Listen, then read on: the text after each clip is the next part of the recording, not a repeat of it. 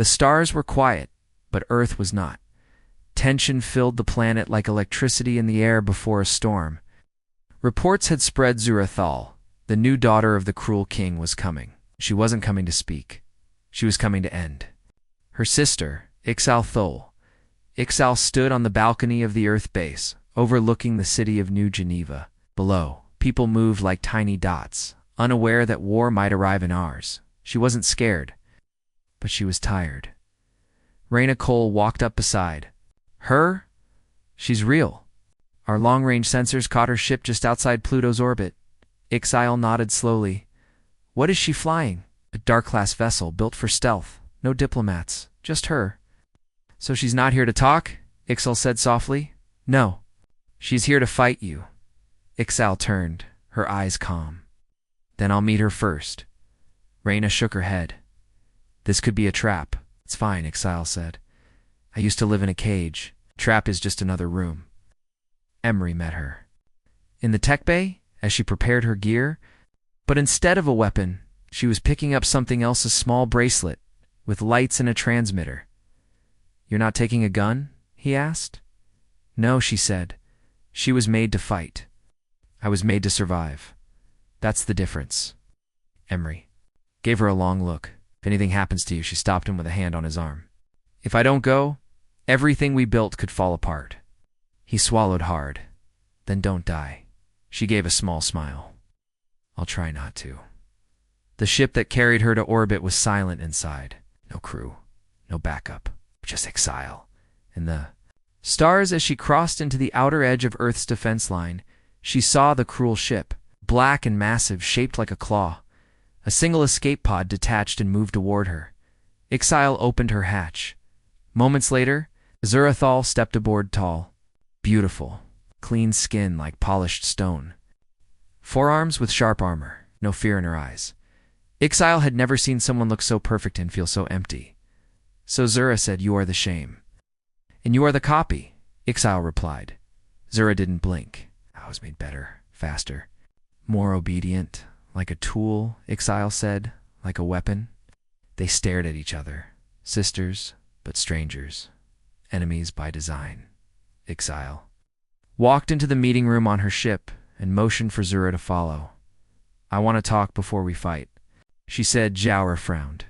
"Words are for weaklings, and let me show you what strength really is." Ixal pressed a button. A screen lit up. It showed videos, children from Earth waving at her, alien ambassadors speaking her name with respect, news reporters calling. Heard the bridge between war and peace. Zura's face twitched.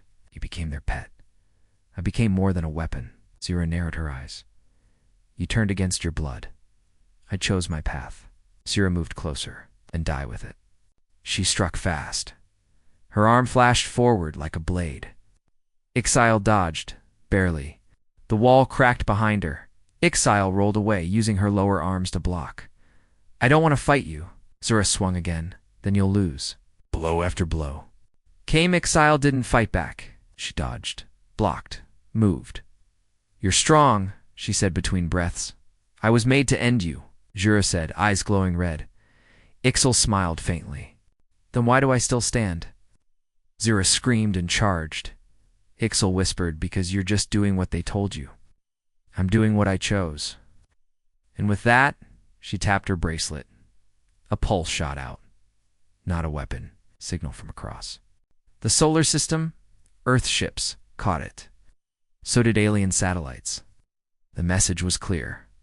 I faced the one made to erase me. Not to destroy her, but to free her. Watch.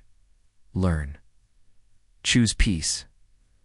Zura stopped, confused. What did you do? I told the galaxy the truth, Ixal said. That you're not the enemy. You're a prisoner, like I was.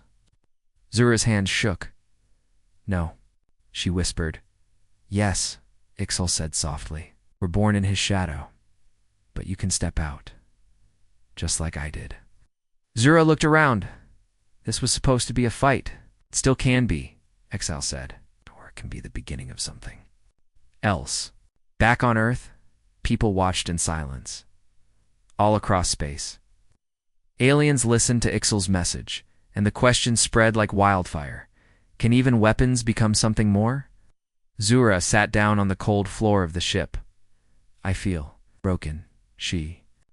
Sil sat beside her. Good. Broken things can be remade. I don't know how to be. Anything else?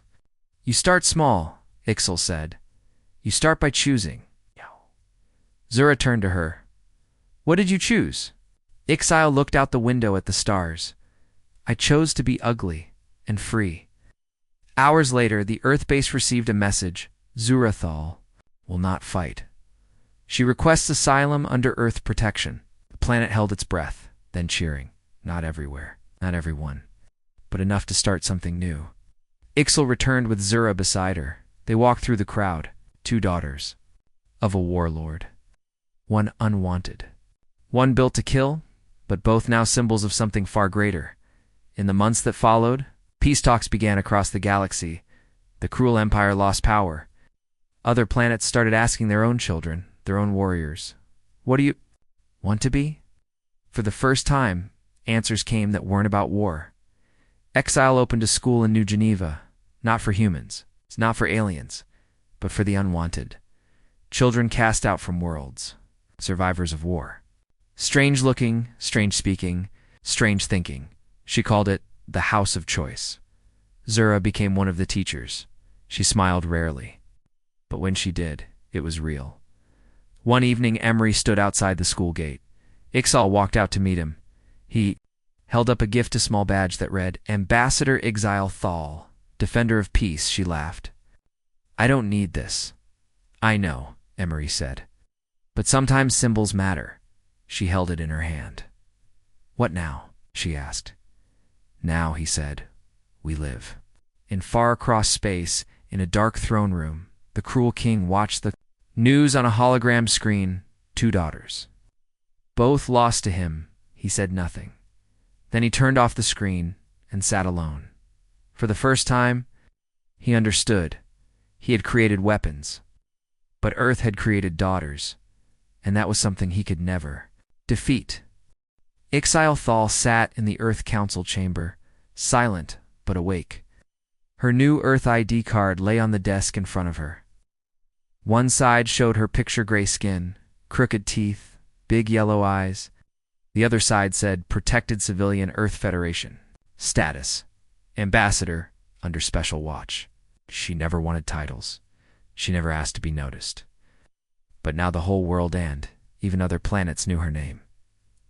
Dr. Emery Vance sat beside her, whispering quietly. Don't worry there. Just voting on the next step. Ixile looked toward the council platform. Next step of what? Emery smiled. Of peace. After Ixal's signal shut down the cruel ships, many alien governments had started asking Earth questions. How did you stop them without weapons? Is this a new kind of warfare? Can humans control alien minds now? The Earth government gave one answer. No, but we chose to protect someone instead of destroy her. That was our weapon. This confused other planets. It frightened a few and it inspired some. Now the council was deciding what to do with the broken, cruel ships still floating in Earth's orbit. Keep them, destroy them, or send them back. Sil had her own opinion. They should not go back, she said. Raina Cole, standing near, looked up. Why not? They'll use the technology to make new weapons. And new daughters like me. Raina nodded slowly. What? Then let's make sure that never happens. Meanwhile, across the galaxy, the cruel empire had gone quiet. No messages, no ships, not even threats. But silence wasn't peace. Ixile knew her father. She knew what silence meant. He was watching, planning, and waiting. That night, Ixile walked through. The Earth garden on the base rooftop, artificial trees, clean air, small glowing birds made by light drones. She sat near the water fountain. Emery joined her. I can't sleep, she said. I couldn't either, he replied. They sat in silence. For a while, then? She asked, what will happen next? Emery took a deep breath. Earth wants you to become something official, a speaker, a symbol. I don't want to be a symbol. You already are, whether you like it or not. She turned toward him. Do humans like symbols? We believe in them, he said.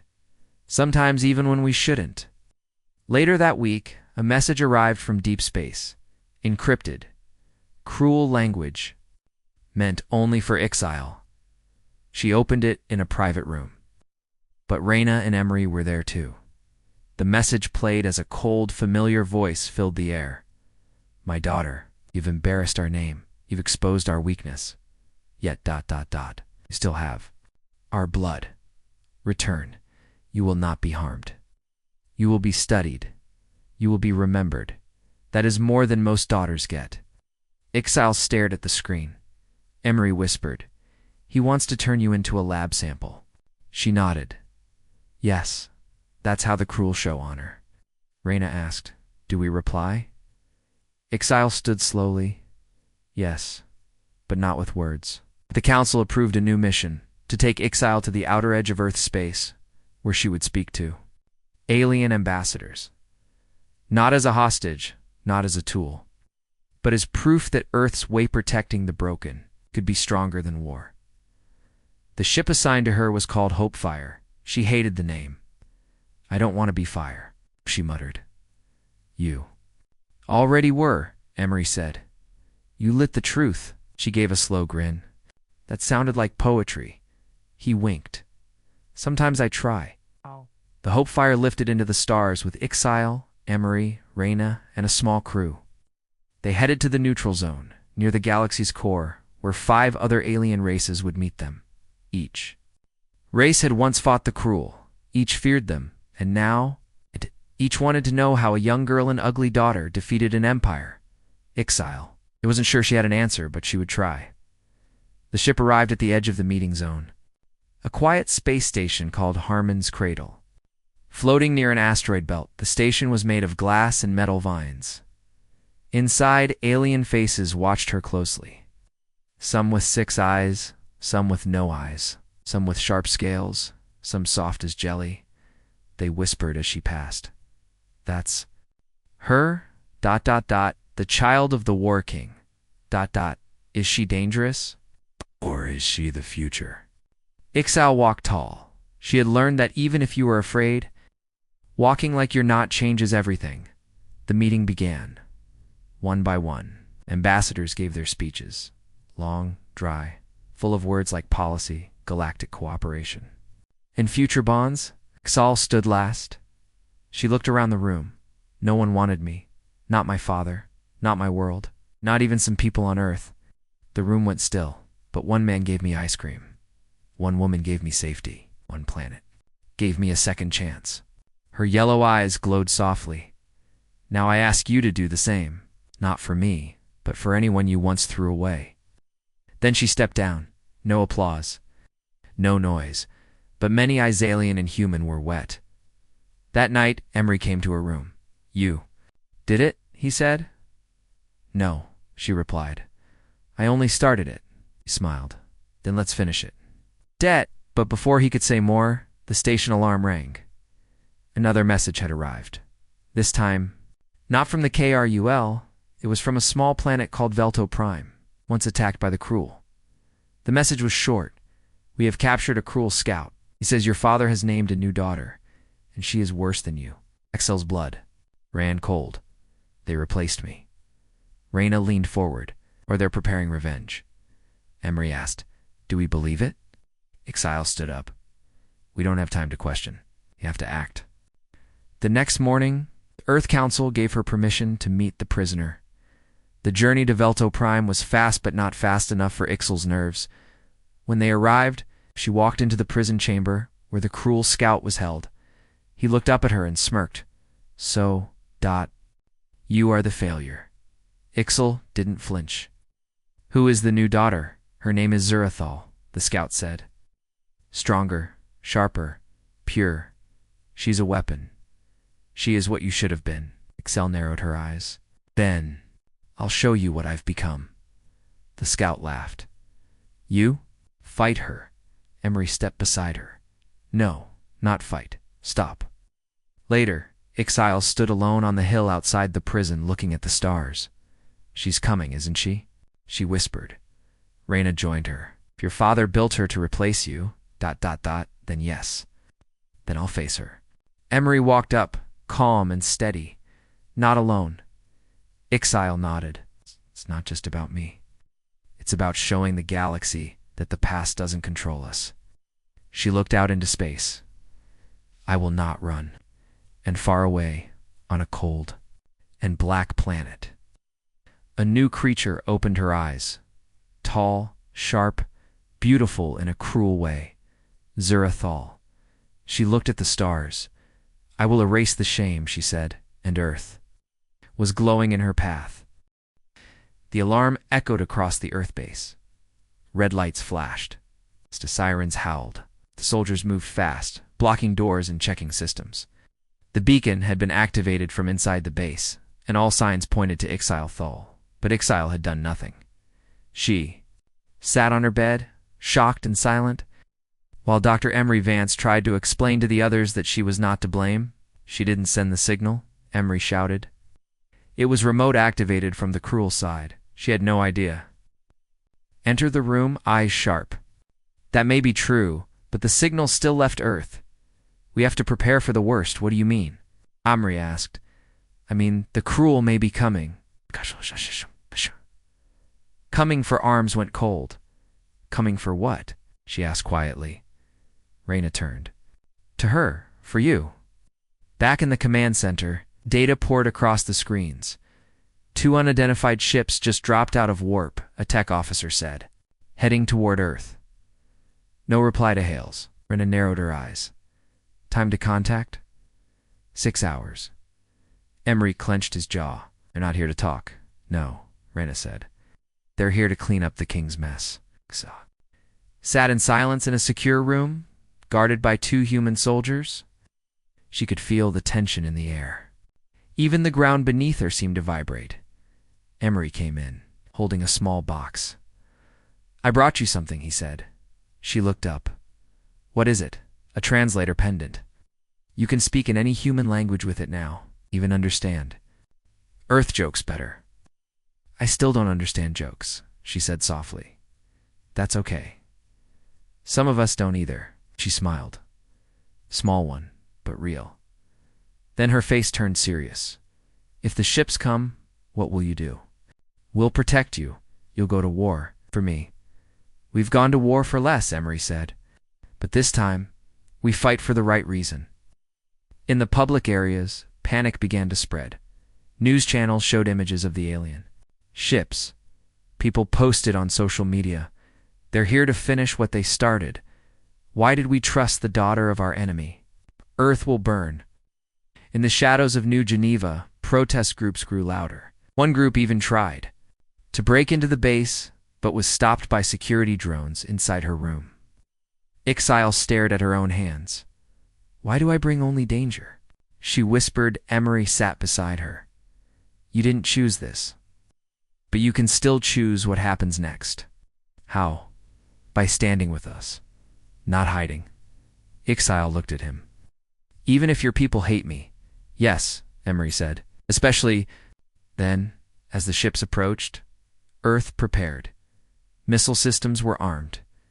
Defense satellites moved into formation. Fighters waited in orbit, engines humming, but Reyna had another idea. We'll try to talk first, she said. To who? Asked her aide. Reyna looked at Ixile through the glass window, to the only one they might listen to. An hour later, Ixile stood on the bridge of the Earth's orbital station. She wore a clean, Earth-made uniform. With no weapons, she looked at the screen showing the 2 massive ships. Dark, cold, covered in sharp armor. Like a beast's hide, she took a deep breath and opened the channel. This is Ixile Thal, daughter of Kavark Thal. You are not welcome here. There was silence. Then a voice came, cold and cruel. Daughter, you are not a leader. You are an object. You are a gift. We are here to take you back or erase the evidence. Ixile's hands trembled. I am not your evidence. I am not your shame. You are nothing. She turned to Reyna. then back to the screen. I was nothing to you. But here I was taught something new. I was taught that being weak is not failure, that kindness is not shame, that being different doesn't mean being alone. Speak like a human. Ixile stood taller. Yes, and if you attack this planet, you will learn how strong humans truly are, the voice growled. Then we take you by force. The screen went black. The next 2 hours were chaos. The alien ships launched drones, black. Insect-like machines that flew fast and hit hard. Earth fighters rose from the atmosphere to meet them in the skies. Lasers lit the sky. Missiles flew. The orbital station shook. Reyna barked orders. Emery worked on the data systems, tracking every movement. But something strange happened. The enemy ships didn't fire at human cities. They only targeted one place, Ixal's signal point. There. Not here to destroy Earth, Emery said. They're here to kill her. Reyna's face hardened. Then we move her now. As the battle raged above, a secret shuttle flew through the clouds, carrying Ixile, Emery, and 2 security officers. It headed toward a hidden base in the Alps to side. The shuttle, Ixile, clutched the armrest tightly.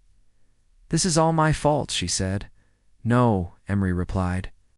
This is your father's fault. Your people's fault. But not yours.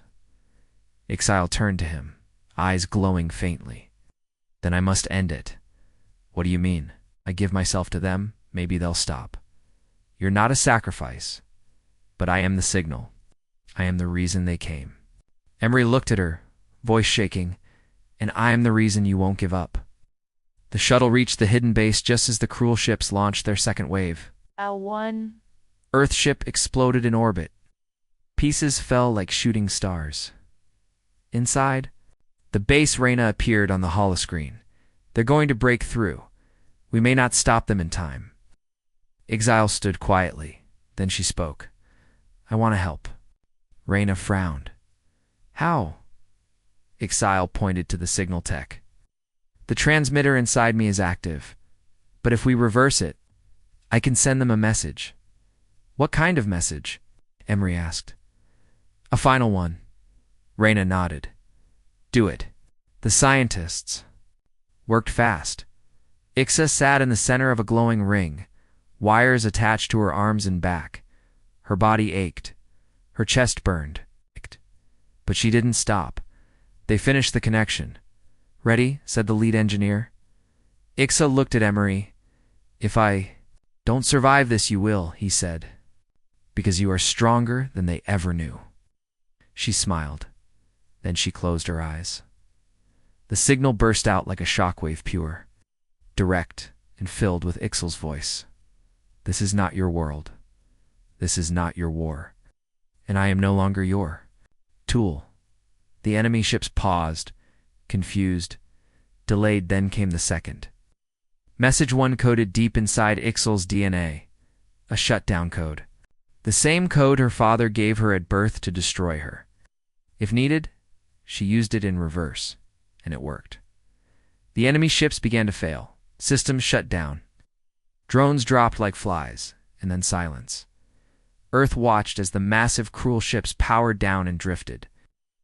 Earth forces moved in and captured them without a single human casualty. Reyna stood before the cameras. Earth did not fire the final shot. We only defended. The real weapon, ... was truth. The galaxy took notice. Ixile woke up in the recovery chamber. Emery sat beside her, eyes red from worry. You did it, he said softly. She blinked. They stopped. He nodded. Because of you, she smiled weakly. Then maybe I do belong here. You always did. A few weeks later, Earth held a special ceremony. Exiled Thal, the daughter of a warlord, was granted full protection as an Earth citizen. She wore human clothes, stood tall, and gave a short speech. I was called ugly, useless, a mistake. Found a world that didn't care what I looked like, only who I chose to be. People clapped. Some still whispered. Some still doubted, but more people smiled, and Emery stood beside her, proud. Because Ixal wasn't just a gift anymore. She was a hope. Ixalthel sat by the window in her quiet room. Earth's sky was blue and wide, nothing like the dark red clouds of her homeworld. She pressed her four-fingered hand against the glass, watching birds fly by. They looked free. She didn't. Remembered the message that came a few nights ago? They are coming, not for you. Through you. The words repeated in her mind. Was it a threat? A warning? Or something worse? Dr. Emery Vance knocked gently on her door. Can I come in? He asked. Ixal turned. Yes. Emery walked in, carrying a tablet and a small bowl. I brought something. It's called ice cream, a human dessert. Ixal blinked. What is ... dessert? Emery smiled. It's food, but fun. She stared at the bowl of white and pink. Why make food fun? Because it makes people happy. He handed her a spoon. Ixal carefully scooped a little into her mouth. Cold, sweet, strange. Her eyes widened slightly. It is ... soft. And good, Emery asked. She nodded once. I have never eaten something soft before. Over the next few days, Emery showed her more of Earth. Through screens and videos, he explained music, oceans, animals, and even jokes. Ixal didn't laugh often, but sometimes her face would twitch like she wanted to. She learned about Earth's many cultures. How humans danced when they were happy. How they cried when they were sad. How they built great cities and also saved tiny animals. One video showed a group of humans saving a whale stuck on a beach. Ixal pointed. You risked lives? For a creature that cannot talk? Emery nodded, because it was suffering.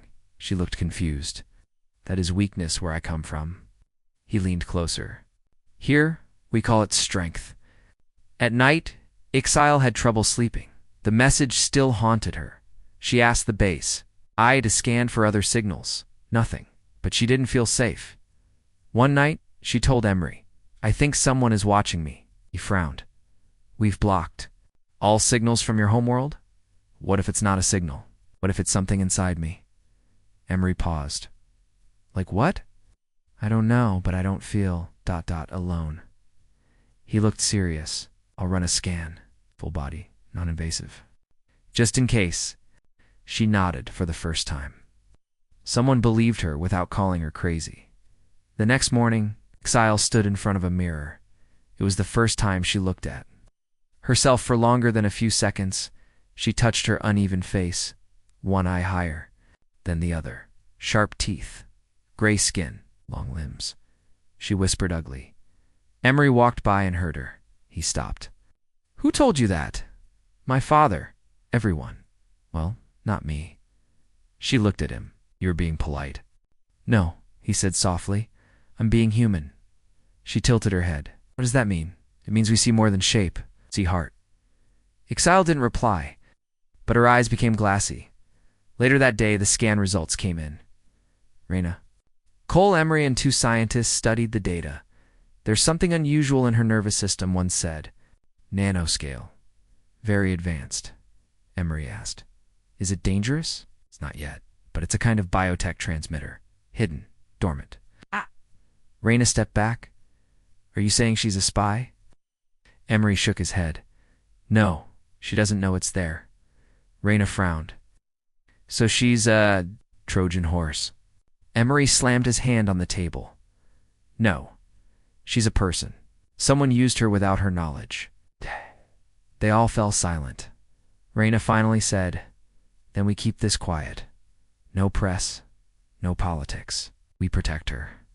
Ixal was told the truth that evening, there's something inside me, she asked quietly. Emery nodded. Yes, but we think we can remove it. Or destroy me trying, she said. No, he said. We'll find another way. Ixal sat down. Maybe it's better if I leave. Leave where? Into space. Somewhere empty. Somewhere safe. Emery shook his head. You're not. The weapon, you're the key. To what? To proving we can be better than your father ever was. The next day, Ixal gave herself a task. She went to the human art room, where Earth's young artists painted. Pictures to send into space. She asked for paper and paint. She had never painted before. Her hands were clumsy. Her colors were strange. But she kept trying. By the end of the day, she had painted a sky. Not her world's sky. It's blue, open, full of light. Emery saw it and smiled. You painted hope. Ixile looked at it. I painted what I want to believe. Outside the base, protests grew louder. People shouted, "Why protect her? She could be a time bomb. Send her back." One night a small group threw stones at the outer wall. Ixile heard the noise and came to the window. Emery stood beside her. "Don't listen to them. Maybe they're right," she said. "Maybe I don't belong here." Turned to her. "Let me ask you something. When you saw the whale video, did you care?" "Yes." "When you saw humans help each other, did you feel something?" "I think so." "Then you belong." Exile began wearing human clothes. Simple ones, a soft hoodie and long pants. She said they felt friendly. She started reading human books, learning humor, sadness, love. One day she asked two humans, "Ever love someone ugly?" Emery thought for a second. "Yes, all the time, because love is not about faces." She stared at him.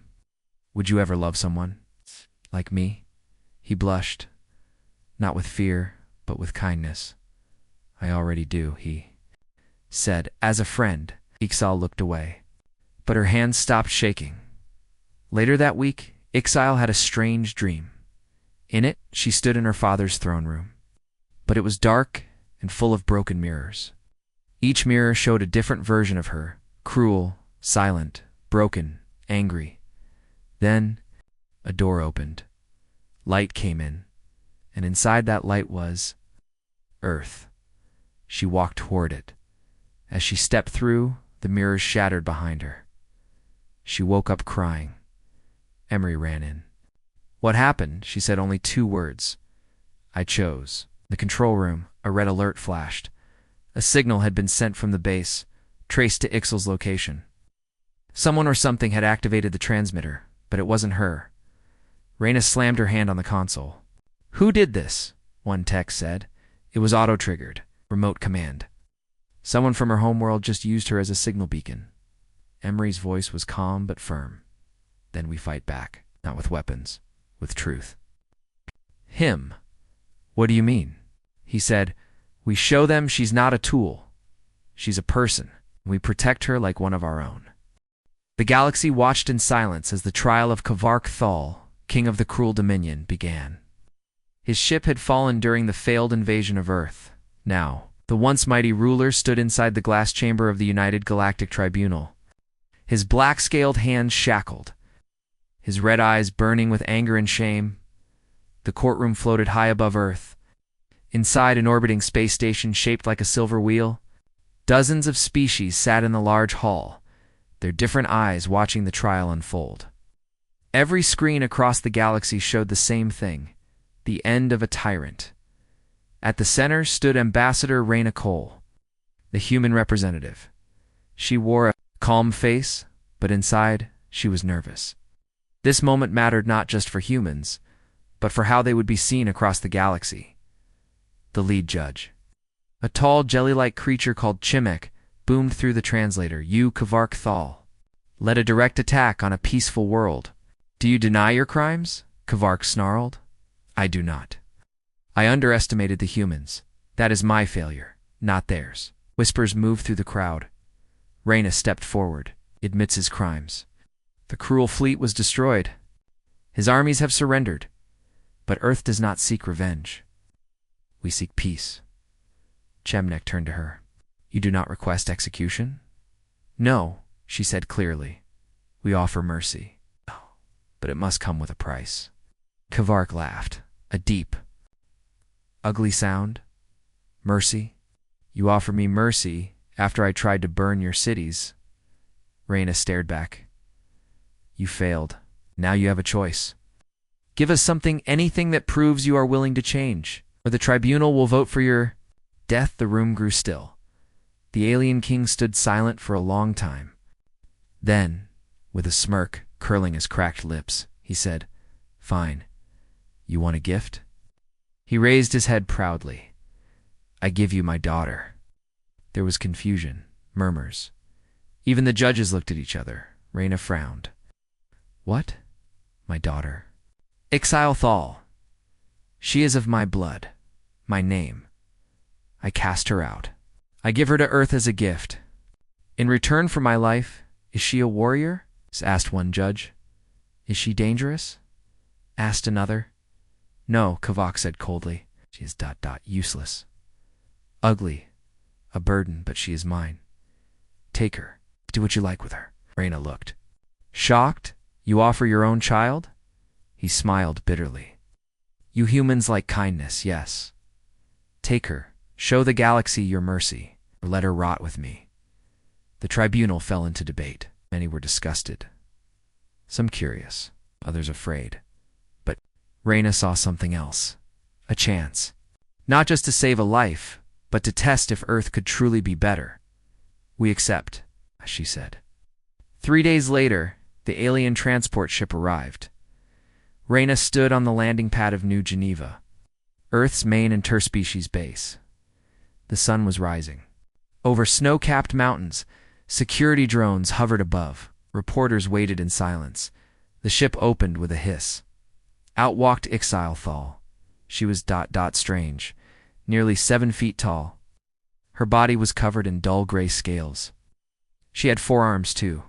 Small, 2 large, and her face was uneven, one eye larger than the other. She walked hunched, as if trying to hide from the world. Her clothes were simple, her hands trembled. Her eyes, bright purple, were filled with fear. Reyna stepped forward. I'm Ambassador Cole. Welcome to Earth. Ixio looked down. You are not afraid of me? Reyna smiled gently. No, should I be? The alien girl shook her head slowly. Most are. A young man approached from behind Reyna. He was human, with curly hair and a kind face. Dr. Emery Vance, a cultural scientist. He had studied alien languages and traditions for years. Emery, he said, I'll help you understand our world. Ixio tilted her head. Why? Because you're here now, and you matter. For a second, Ixio didn't move. Then her lips twitched just slightly. Strange world, she whispered. Inside the base, Ixio was given a private room. It had soft lights, a bed, and even a small window that showed the Earth's blue sky. She had never seen anything like it. In her homeworld, her room had no window, no softness, only metal and cold. She touched the pillow and frowned. What is this? Emery smiled. Comfort. She didn't reply. She sat on the bed carefully, unsure if it would break. Later, Reyna met with Emery. How is she? Quiet. Scared, but not dangerous. Reyna nodded. Her father called her ugly. A burden. She's not. Emery said firmly. Not to us, Reyna sighed. I hope the world agrees. Outside, not everyone was happy. Some humans protested, holding signs. Why accept the enemy's child? Others were curious, snapping photos and sharing wild rumors. Is she a spy? Does she have powers? Can she even feel emotion? Ixio saw some of it from her window. They hate me, she said to Emery one evening. Some are scared. Not of you, but of what you remind them. She looked at him. I remind them of war. You remind them of change. She turned away. I was never wanted, not even by my own kind. I wasn't strong, right, or pretty. I didn't like hurting others. So my father hated me. Emery sat beside her, careful not to get too close. On Earth, we don't measure people by how they look. That's not true, she said softly. I've seen your media, your ads, your stars. You value beauty. Smiled sadly. You're right, but real beauty is different. Kindness, honesty, courage. Ixio was silent. Do you want to stay? He asked. She looked at the stars outside. I don't know. For the first time, I think I'd like to try. 3 nights later, something strange happened. Ixio was asleep when a soft beep came from her room's wall console. A message. Blinked in cruel language. They are coming, not for you. It's through you. She stared at it. Her heart pounded. She touched the screen. The message disappeared. Emery rushed in seconds later. Are you okay? We got a signal trace? Ixel's voice shook. Someone sent me a warning. He looked at her seriously. From your homeworld, as she whispered. They're not done with me.